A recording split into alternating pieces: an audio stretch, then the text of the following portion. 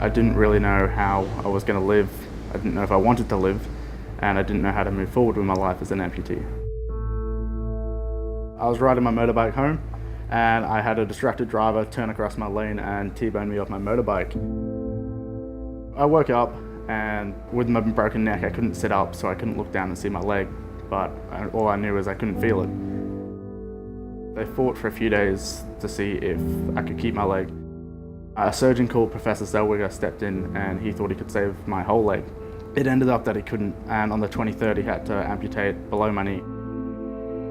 Over those first few months, there was a lot of ups and a lot of downs. I had infections in my leg, a lot of thoughts of suicide. I thought it was going to be a lot quicker. I thought I'd be walking in a month, running in 3 months. I thought it was going to be easy.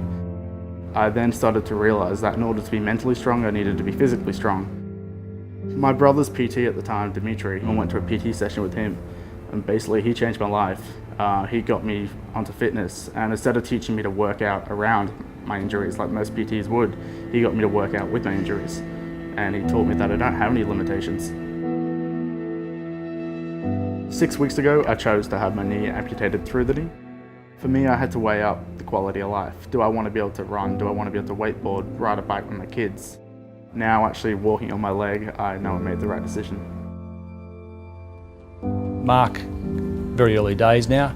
He's going to get more active, his walking's going to improve, we're going to change things, we're going to have to change the setup of the knee, and we'll just work with him right through that rehab process. When I put my new leg on for the first time, I couldn't wipe the smile off my face. It was really daunting, not being able to control your knee and my knee collapsing. But once I started to figure out the fundamentals on how the above knee prosthetic works, it was quite easy. And 3 days on, I'm walking without bars, and I can bend, I can sit, and get under a table.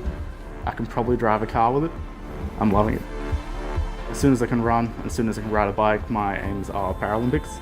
I want to get into para-triathlon, and working with Brant Garvey, he's helping me get into that. This year's Run for a Reason, I'm aiming to do the 21 kilometres. Last year I did the 12, and of course being me, I've got to go bigger and I've got to go harder. And I'm doing it as part of Brant's team.